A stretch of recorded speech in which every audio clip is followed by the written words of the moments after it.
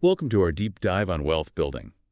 We've got a whole stack of books here, each with a different take on how to reach financial success. Yeah, it's a diverse mix. But one thing these books all seem to agree on is that they challenge that whole get rich quick idea. It's about building a strong foundation, you know, one that will give you financial well-being over the long haul. Absolutely. I feel. And I know you're really interested in getting a better grasp on your finances, so I think this deep dive is going to be really valuable for you. We're going to uncover some time-tested wisdom here, learn practical strategies, and maybe even bust a few myths along the way. You ready to dive in? Absolutely. Okay, let's start with The Millionaire Next Door. I think this book really changed how a lot of people think about wealth. When I first read it, I was really surprised to find out that a lot of millionaires, they don't live these super extravagant lifestyles. Yeah, it really does debunk that stereotype. You know, the one with millionaires driving fancy cars and living in huge mansions instead. The book shows that many millionaires are really frugal. They live well below their means. It's like there's this secret group of millionaires hiding in plain sight. So what kind of habits do these millionaires actually practice? The kind of things our listener could adopt. Well, they tend to buy used cars, negotiate hard on prices, and live in more modest neighborhoods. They also tend to prioritize investing instead of going on lavish vacations. And they resist that urge to constantly upgrade their lifestyle as they earn more. So it's about being really intentional about how you spend your money That and makes sense. making sure your choices match up with your long-term goals instead of just trying to impress people. Exactly. And one of the really interesting things about The Millionaire Next Door is that it highlights these 7 common traits of millionaires. And these traits, they aren't tied to any specific income level or any specific profession. This is where it gets really interesting for our listener because it means these habits are things anyone can do if they're willing to put in the effort. Can you give us a few examples of those traits? Absolutely. These millionaires are really disciplined. And they're really self-sufficient. They value being financially independent more than showing off their social status. They're also incredibly efficient with their time and resources, always looking for ways to earn more and to cut down on unnecessary expenses.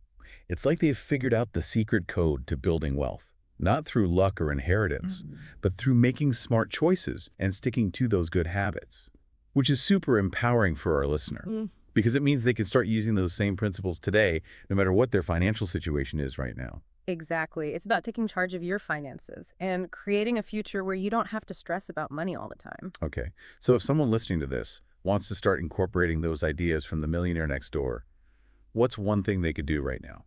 One of the most effective things is to avoid lifestyle inflation. When you start earning more, don't just start spending more. Try to keep those same frugal habits and invest the difference. Yeah, that makes a lot of sense. It's like you're always raising the bar for how much you spend, Yeah, which can make you feel like you have to work harder and harder just to keep up with your own lifestyle. exactly. And by being disciplined, you can really take advantage of how powerful compounding is over time. Even small amounts you invest regularly can grow exponentially. Speaking of compounding, let's move on to Rich Dad, Poor Dad. It looks like this one really dives into the whole concept of assets versus liabilities. Oh, yeah. This book was a real game changer for me. It made me think about how money works in a whole new way. It's not just about earning a high income, it's about understanding how to make your money work for you. Okay, break it down for our listener.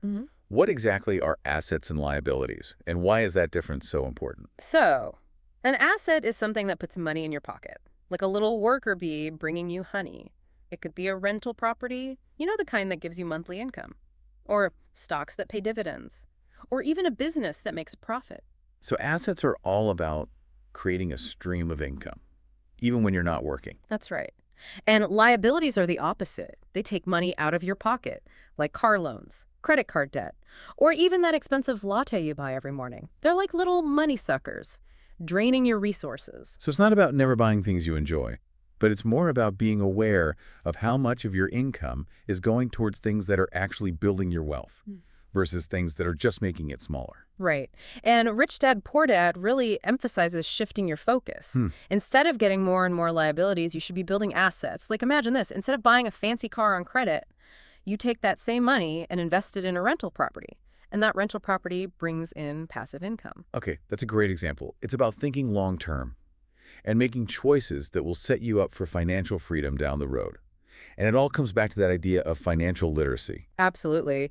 Rich Dad, Poor Dad makes the argument that our regular education system, it doesn't really prepare us to be financially successful. We need to take it upon ourselves to learn about how money works, how to manage it well, and how to build a strong financial foundation. It's like we're given the tools to make money, but nobody teaches us what to do with it once we have it. Exactly. And that's why books like Rich Dad, Poor Dad are so important. They fill in the gaps in our financial education, the stuff we didn't learn in school. So we've talked about being frugal and shifting our mindset away from liabilities and toward assets. But what about actually building wealth? How do we put those principles into action? Well, that's where a book like The Richest Man in Babylon comes in. It uses these ancient parables to teach financial wisdom that's still relevant even today. It's almost like getting advice from a wise old sage from centuries ago. Oh, I love that. A little history lesson mixed with some actionable financial tips. What are some of the key takeaways from ancient Babylon that our listener could use in their life today? This book really emphasizes the importance of consistently saving and investing. One of its most famous principles is pay yourself first. Have you ever heard of that? Yeah, I've heard that phrase. But to be honest, I'm not really sure how it works in practice. Does it mean putting aside a certain percentage of my income? And where does that money go? Give us the details. It means exactly that. Before you pay any bills or buy anything for yourself, you take a portion of your income and put it directly into savings or investments. Think of it like paying your future self before you pay anyone else. Okay, so it's about making your own financial well-being the top priority. But how much should someone aim to save? Is there a magic number? The book suggests starting with 10% of your income, but even if you can only manage 5% at first, that's still a great start. The key is to make it a habit. And where should that money go? A regular savings account? A retirement fund? Or something else? That depends on what your financial goals are and how much risk you're comfortable with. A high-yield savings account is good for short-term goals, while a retirement account or index funds are better for long-term growth. This is where having a financial advisor could really help, Right. right? Absolutely. A financial advisor can help you create a plan, one that's tailored to your specific situation and your goals. So we've got pay yourself first as a foundational principle. What other gems of wisdom did you find in The Richest Man in Babylon? The book also stresses the importance of living within your means, avoiding unnecessary debt, and seeking advice from people who really know about finances. And it also emphasizes the power of compounding, which is like a snowball effect for your money. Okay, we've talked about compounding a bit already, but I think it's worth spending a little more time on it because it's such an important concept in building wealth. Can you give our listener a real-world example of how compounding actually works? Sure. Imagine you invest $1,000 today, and it earns a modest 7% return each year. After the first year, you'll have earned $70 in interest. But here's where it gets really interesting. In the second year, you're not just earning interest on your original $1,000, you're also earning interest on that $70 you earned the year before. So your money is making more money. Exactly. And if you keep investing and let that money compound over time, the growth becomes exponential. It's like planting a tiny seed and watching it grow into a massive oak tree over decades. This is why starting to invest early is so important. Even if you can only invest a small amount at first, the power of compounding over time can lead to some serious wealth. Absolutely. Time is your best friend when it comes to investing. The sooner you start, the more time your money has to grow and compound. Okay, so we've covered The Millionaire Next Door, which focuses on being frugal and building that solid financial foundation. And we talked about Rich Dad, Poor Dad, which challenges us to rethink assets and liabilities. And now we've explored The Richest Man in Babylon, with its timeless wisdom on saving, investing, and the magic of compounding. Each of these books takes a slightly different approach, but they all agree on the idea that building wealth is a journey, not a destination. It takes patience, discipline, and a willingness to learn and adapt along the way. And it's a journey that anyone can take, no matter their income or background. Now let's switch gears a bit and talk about a book that looks at the emotional and psychological side of money, your money or your life. Yeah, this book has a really interesting perspective. It encourages you to think of money as a trade-off for your life energy. Okay, that's kind of a mind-bending concept. Can you explain that a bit more? Yeah. How can we think of money as a trade-off for our life energy? Think of it like this. You work a certain number of hours each week to earn a certain amount of money. That money represents the time and energy that you've invested in your job. When you spend money, you're basically exchanging your life energy for those things you buy. So it's not just about the dollar amount. It's about the value you're getting in return for the time and effort you put in to earn that money. Exactly. The book encourages you to ask yourself a question.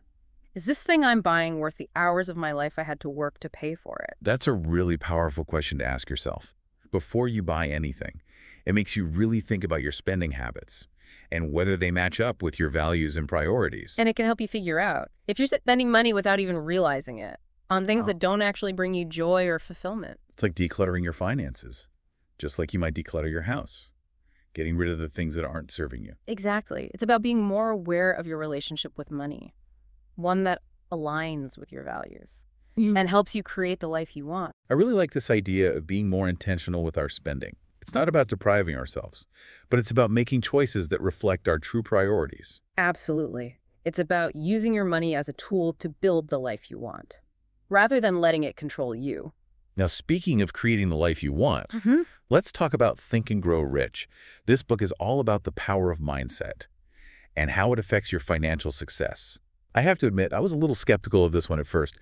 Can just thinking about wealth actually attract it? It's not about some kind of magical thinking or wishing for wealth to magically appear. It's about understanding how much your thoughts and beliefs actually influence your actions and ultimately your results. Okay, so it's about developing a mindset that supports your financial goals. Can you give us an example of how mindset can affect financial success in real life? Sure. Let's say two people have the same goal. They both want to save $10,000 for a down payment on a house. One person believes they can do it. They picture themselves in their dream home, and they take consistent steps towards their goal. The other person doubts they can save that much. They focus on their current financial limitations, and they have trouble staying motivated. Who do you think is more likely to reach their goal? Well, obviously the person with the positive and determined mindset. Yeah, It's like their belief in themselves makes it happen. exactly. Think and Grow Rich emphasizes how important belief is, and desire, and a positive mindset in achieving any goal, especially financial ones. So it's about training your mind to focus on what's possible instead of what's holding you back, to see abundance instead of scarcity. Exactly. And this applies to every part of building wealth, from earning money to managing it well to investing it strategically. Okay, I'm starting to see how powerful this can be. It's not just about having a good financial plan. It's also about believing in yourself and believing that you can achieve your goals. And Think and Grow Rich gives you a way to cultivate that belief, to use the power of your mind to reach financial success. This deep dive is really showing me that building wealth is about so much more than just numbers and strategies. It's also about mindset, beliefs, and making sure your actions match up with your goals. It's about having a holistic approach to your financial well-being, one that includes both the practical stuff and the psychological stuff about money. Now let's wrap up this section with a book that focuses on the more technical side of building wealth, The Intelligent Investor. This one seems to be for people who are ready to really dive into the world of investing. This book is basically the Bible of value investing. That's a strategy developed by Benjamin Graham, who is Warren Buffett's mentor. Wow, so it's like getting insights from one of the greatest investors ever. Can you explain what value investing means? For someone who's new to investing, Value investing is all about finding great companies that are undervalued by the market. It's like treasure hunting in the stock market. You're looking for hidden gems, companies that have the potential to be worth a lot more in the future. it sounds like you need a certain level of knowledge and research to be able to spot those undervalued companies. Yeah, you do need to analyze financial statements, understand market trends, and have a long-term perspective. But the intelligent investor gives you the tools and the framework to make smart investment decisions. So it's not about chasing the latest hot stock or trying to time the market. It's about doing your research, being patient, and investing in companies that have solid fundamentals. Exactly. It's about being a disciplined and informed investor, not just a speculator. I think we've covered a lot of ground here. We've talked about strategies for saving, investing, building assets, and developing that wealth-building mindset. What's the one thing you want our listener to take away from exploring these amazing books? I think the most important message is this. Building wealth is possible for anyone, as long as they're willing to learn, develop the right mindset, and build disciplined habits. These books provide the map. It's up to each person to take the journey. And it's a journey that can lead to financial freedom, security, and the ability to live life on your own terms. But before we wrap up this deep dive, I want to shift our focus to one last book that offers a slightly different take on building wealth. The 4-Hour Workweek. This one seems to be less about money itself and more about creating a lifestyle that supports financial freedom. The 4-Hour Workweek is all about designing a life where you have more time and freedom, even if you're still working. It challenges that traditional 9-to-5 grind and encourages people to create businesses and income streams that allow them to work less and live more. Okay, that sounds pretty appealing, especially in today's world where everyone is so busy and burned out. But how does this connect to building wealth? The book argues that by creating a more flexible and fulfilling lifestyle, you're not only making yourself happier, but you're also setting yourself up for more financial success. When you have more time and energy, you can focus on building businesses, pursuing your passions, and exploring new ways to make money. So it's about creating a lifestyle that supports your financial goals, instead of letting your financial goals dictate your lifestyle. Exactly. The 4-Hour Workweek gives you a plan for escaping the rat race and building a life of freedom and abundance. This book sounds like it could be really helpful for someone who feels stuck at a job they hate, or for anyone who wants more flexibility and control over their time. It's definitely a thought-provoking book, one that challenges the usual ideas about work and success. All right, I think we've covered a lot in this deep dive. We've explored a bunch of different books, each one with its own unique perspective on building wealth. What are some of the common themes that have come up in our discussion? One of the biggest things I noticed is the emphasis on financial literacy. All these books encourage readers to take charge of their finances, to learn about money, and to make informed decisions, instead of relying on luck or hoping for the best. It's like we're being encouraged to become the CEOs of our own financial lives. Exactly, and that's incredibly empowering. Another common theme is the importance of mindset. Whether it's believing you can reach your goals, having a frugal mindset, or focusing on building assets, your thoughts and beliefs have a huge impact on your financial success. It's like we're creating a mental environment that can either help or hurt our financial well-being. Absolutely. And finally, I think all these books emphasize taking action. It's not enough to just read about building wealth. You have to actually put those principles and strategies into practice. It's about taking those bits of wisdom and turning them into real results. Exactly. Okay, I think we've given our listener a lot to think about today. From frugal habits to investment strategies to the power of mindset, these books offer a wealth of knowledge for anyone who wants to build a better financial future. Absolutely. And remember, building wealth is a journey, not a destination. Enjoy the process, be patient with yourself, and never stop learning. That's it for this deep dive. Thanks for joining us, and we'll see you next time. We're back, ready to wrap up our deep dive into these awesome wealth-building books. Yeah, it's been a really interesting journey looking at all these different perspectives on financial success.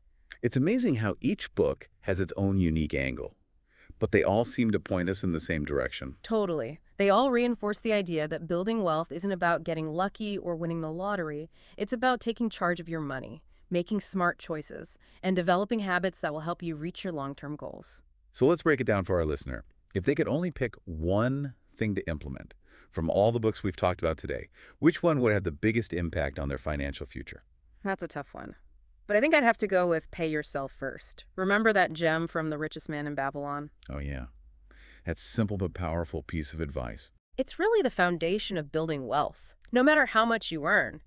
Consistently putting aside a portion of your income for savings and investments, that's what sets you on the path to financial freedom. I totally agree. It's like planting a seed that will grow into this huge financial tree over time. And it's a habit that you can start building right now. No matter what your income is or what your financial situation looks like, even small amounts saved consistently can add up to a lot of wealth, especially with the power of compounding. So it's not about waiting until you have a ton of money to start saving. It's about making it a part of your financial routine right now. Exactly. It's about changing your mindset from I'll save what's left over to I'll save first and then spend what's left. That's a huge shift in perspective. And it all goes back to that main theme we've been talking about, taking control of your financial future.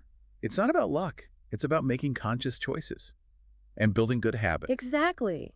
It's about giving yourself the power to build the life you want on your own terms. So if our listener takes away just one thing from this deep dive, let it be this.